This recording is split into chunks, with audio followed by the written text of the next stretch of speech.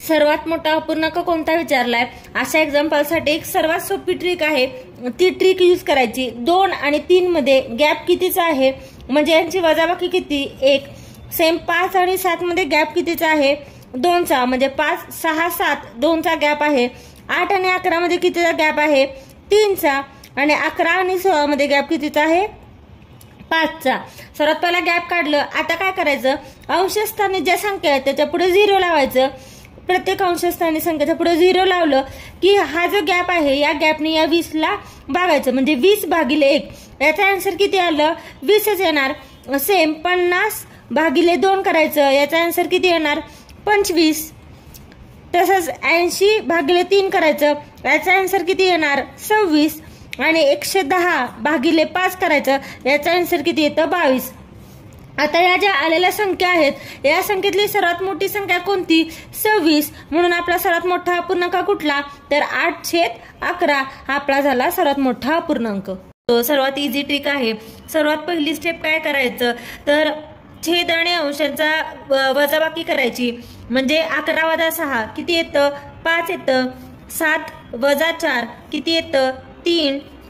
31 वजा 21 किती येतं 10, आणि 51 वजा 34 किती येतं 17। ही झाली पहिली स्टेप। दुसरी स्टेप काय करायची, सर्व अंशाला 0 ऍड करायचं, म्हणजे इथे 6 60 40 210 आणि 340 ही झाली दुसरी स्टेप। आता तिसरी स्टेप काय करायची, या अंशाला या वजाबाकीने भागाकार करायचा, म्हणजे 60 भागिले 5 किती येतं तर 12। 40 भागिले 3 किती येतं 13.33, म्हणजे आपण कंप्लीट उत्तर घेऊ, पूर्ण संख्या घ्यायची 13। 210 भागिले 10 चं उत्तर किती येतं 21, आणि 340 भागिले 17 चं उत्तर किती येतं तर 20। या नंबर भेटले आपल्याला 12 13 21 आणि 20। आता यातला सर्वात मोठा नंबर कोणता आहे, सर्वात मोठी संख्या 21, म्हणून हा अपूर्णांक सर्वात मोठा, म्हणजे 21/31 हा अपूर्णांक सर्वात मोठा आहे। आणि सर्वात लहान संख्या कोणती आहे तर 12, म्हणून सर्वात लहान अपूर्णांक 60/60/11 सर्वात लहान अपूर्णांक कोणता। आता आपल्याला हे 4 अपूर्णांक दिलेत, तर सर्वप्रथम काय करायचं, आपले जे अपूर्णांक आहेत त्या सर्व अपूर्णांकांच्या अंश आणि छेदातला फरक घ्यायचा। म्हणजे पहिला अपूर्णांक आपला आहे 5/7, या दोघांमधला फरक किती आहे, म्हणजे वजाबाकी 7 वजा 5 किती येतं 2। 9 वजा 7 किती येतं 2। 13 वजा 11 किती 2, आणि 11 वजा 9 किती 2।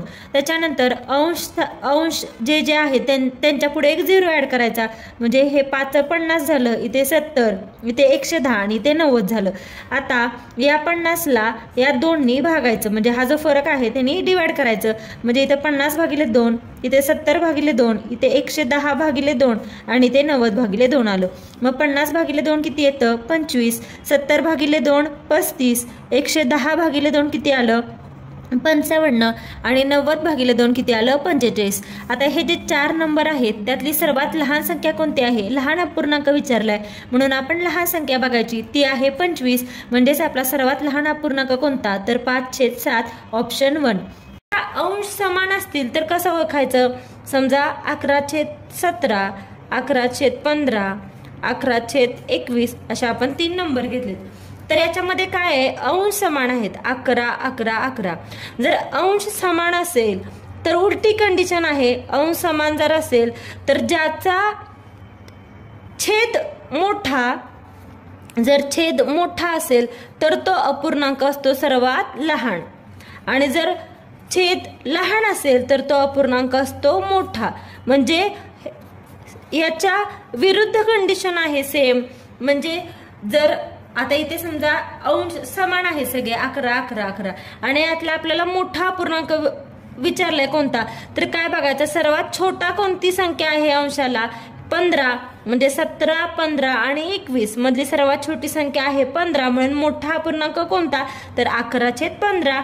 आणि सर्वात लहान अपूर्णांक कोणता तर अंशाची सर्वात मोठी संख्या 21, म्हणून जी लहान, समजा एखादे अपूर्णांक आपल्याला दिलेत, एक्झाम्पल घेऊ 6/7 1/7 4/7 आणि 15/7, म्हणजे आता इथे काय दिसतंय आपल्याला, सगळ्या संख्यामध्ये या संख्यांचा छेद जो आहे समान आहे 7 7 7 7। अशा प्रश्नांमध्ये काय करायचं तेव्हा तर इथे एक मेथड आहे, जेव्हा छेद समान असतात तेव्हा जो या संख्यांमध्ये ज्या छेद समान असणारमध्ये ज्याचा अंश मोठा तो अपूर्णांक मोठा. म्हणजे आता इथे छेद समान आहेत आणि अंश किती आहे 6, 1, 4 आणि 15. या 4 संख्यांमध्ये सगळ्यात मोठी संख्या कोणती आहे तर ती संख्या आहे 15. म्हणजे सगळ्यात मोठा अपूर्णांक कोणता तर 15/7. म्हणजेच काय थोडक्यात छेद समान ही झाली आपली कंडिशन. छेद समान असतील तर मोठा अंश जर असला तर तो अपूर्णांक काय असतो मोठा आणि ज्याचा अंश छोटा तो अपूर्णांक छोटा. मग एक्झाम्पल घेऊ 6/7, 1/7, 4/7 आणि 15/7. म्हणजे आता इथे काय दिसतंय आपल्याला सगळ्या संख्यामध्ये या संख्यांचा छेद जो आहे समान आहे 7, 7, 7, 7. अशा प्रश्नांमध्ये काय करायचं तेव्हा तर इथे एक मेथड आहे, जेव्हा छेद समान असतात तेव्हा जो या संख्यांमध्ये ज्या छेद समान असणारमध्ये ज्याचा अंश मोठा तो अपूर्णांक मोठा. म्हणजे आता इथे छेद समान आहेत आणि अंश किती आहे 6, 1, 4 आणि 15. या 4 संख्यांमध्ये सगळ्यात मोठी संख्या कोणती आहे तर ती संख्या आहे 15. म्हणजे सगळ्यात मोठा अपूर्णांक कोणता तर 15/7. म्हणजेच काय थोडक्यात छेद समान ही झाली आपली कंडिशन. छेद समान असतील तर मोठा अंश जर असला तर तो अपूर्णांक काय असतो मोठा आणि ज्याचा अंश छोटा तो अपूर्णांक छोटा. मग इथे सर्वात छोटा अपूर्णांक कोणता तर अंश कुठला छोटा आहे 1/7 म्हणून हा अपूर्णांक सर्वात छोटा झाला. हा बेसिक आपला पहिला टाईप आहे. हे थोडक्यात ट्रिक टाईप लक्षात ठेवायचं की जर छेद समान असतील तर अंशाला जो मोठा अंश तो अपूर्णांक मोठा आणि जो छोटा नंबर असेल तो अपूर्णांक छोटा. आणि ह्याचा सेकंड टाईप कोणता आहे हे आपण काय बघितलं की जर छेद समान असतील तर. पण ते जर आता अंश समान असतील तर कसं ओळखायचं. समजा 11/17, 11/15, 11/21 अशा आपण 3 नंबर घेतलेत. तर याच्यामध्ये काय आहे अंश समान आहेत 11, 11, 11. जर अंश समान असेल तर उलटी कंडिशन आहे. अंश समान जर असेल तर ज्याचा छेद मोठा जर छेद मोठा असेल तर तो अपूर्णांक असतो सर्वात लहान आणि जर छेद लहान असेल तर तो अपूर्णांक असतो मोठा. म्हणजे याच्या विरुद्ध कंडिशन आहे सेम. म्हणजे जर आता इथे समजा अंश समान आहे सगळे 11, 11, 11 आणि यातला आपल्याला मोठा अपूर्णांक विचारलाय कोणता तर काय बघायचं सर्वात छोटा कोणती संख्या आहे अंशाला 15. म्हणजे 17, 15 आणि 21 मधली सर्वात छोटी संख्या आहे 15. म्हणून मोठा अपूर्णांक कोणता तर 11/15 आणि सर्वात लहान अपूर्णांक कोणता तर अंशाची सर्वात मोठी संख्या 21 म्हणून जी लहान तो अपूर्णांक मोठा म्हणून सर्वात मोठा अपूर्णांक 11/21. हे आपलं बेसिक 2 टाईप आहेत. हे सर्वांनी लक्षात ठेवा. बऱ्याच वेळी याच्यावरती देखील प्रश्न विचारले जातात. आता आपण क्वेश्चन थ्रू बघूयात की हे अपूर्णांकाची एक्झाम्पल कशी सोडवायची जे मागील परीक्षेला प्रश्न विचारले होते.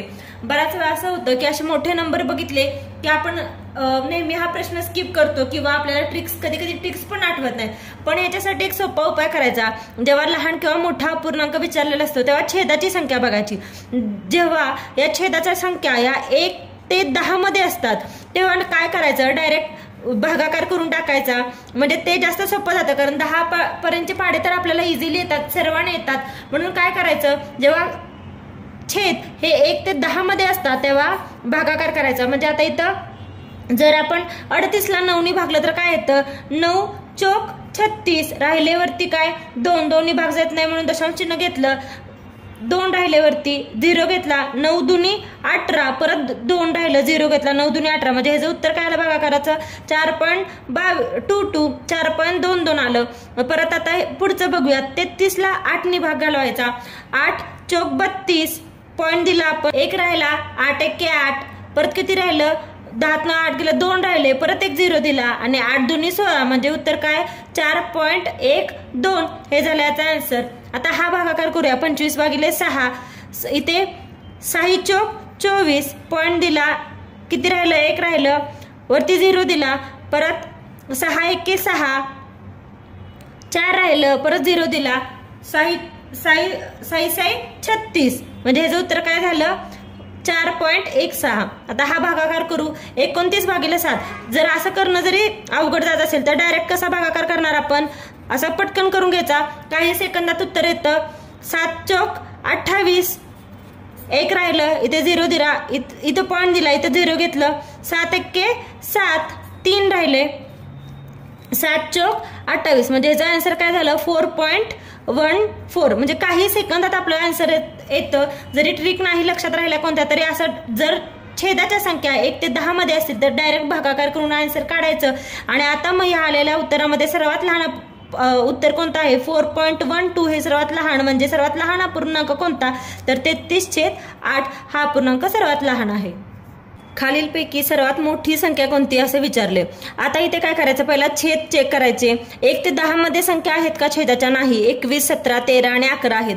जर 1 ते 10 मध्ये असेल तर डायरेक्ट भागाकार करायचा, काही सेकंदात लगेच आन्सर येतं. आणि जरी कोणाला 21, 17, 13, 11 असे ह्या नंबरचे जरी पाडेपाठ असतील तर भागाकार करायचा, त्यांनी पटकन काही सेकंदातच आन्सर येतं. पण ज्यांना पाडेपाठ नसतील त्यांनी आता काय करायचं, इथे आपली एक ट्रिक आहे, त्या ट्रिकने आन्सर काढायचा. आता काय करायचं, सगळ्यात पहिला या दोन्हीतला फरक काढायचा, अंश छेद मधला फरक काढायचा. म्हणजे 13 आणि 21 मध्ये कितीचा फरक आहे, म्हणजे 21 वजा 13 किती 8 येतं. 11 आणि 17 मध्ये कितीचा फरक आहे, तर तो 6चा फरक आहे. 9 अधिक 13 मध्ये कितीचा फरक आहे 4चा. आणि 7 आणि 11 मध्ये कितीचा फरक आहे 4चा. म्हणजे सगळ्यात पहिला आपण इथं काय केला, फरक काढला. आता ही फरक काढल्यानंतर काय करायचं, या चारही संख्येला असा कोणता नंबर आहे ज्यांनी गुणल्यावर एक सारखा नंबर भेटला पाहिजे. म्हणजे ह्या चारही संख्येला गुणलं की येणारं जे उत्तर आहे ते एकच नंबर पाहिजे. म्हणजे आता इथे समजा जर 3 ने गुणलं तर 8 गुणिले 3 किती येतं 24 येतं.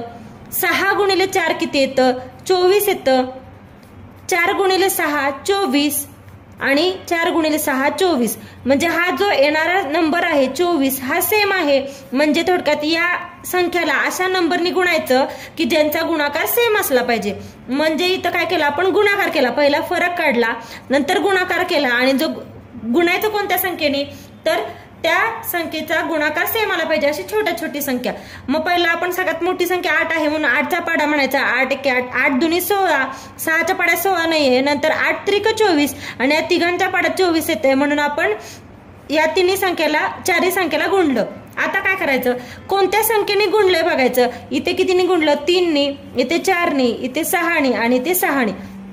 मग ही जी संख्या आहे ज्याने गुणलंय त्याचा आणि ह्या अंशाचा गुणाकार करायचा. म्हणजे 13 गुणिले 3 करायचं, उत्तर किती 13 त्रिक 39. हे 11 गुणिले 4 करायचं, 11 चौक 44.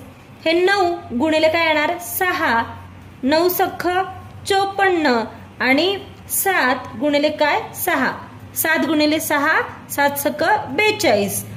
हे झालं आपला आन्सर. आता ह्याच्यामध्ये बघायचं सगळ्यात मोठा नंबर कोणता आहे 54. आणि 54 म्हणजे 9 ने गुणले, म्हणजे सगळ्यात मोठा अपूर्णांक कुठला येणार 9/13. आणि ते जर आपल्याला लहान अपूर्णांक विचारला असता तर लहान संख्या आपली 39 आहे. लहान जर विचारला असता तर 13/21 हे आपलं उत्तर झालं असतं.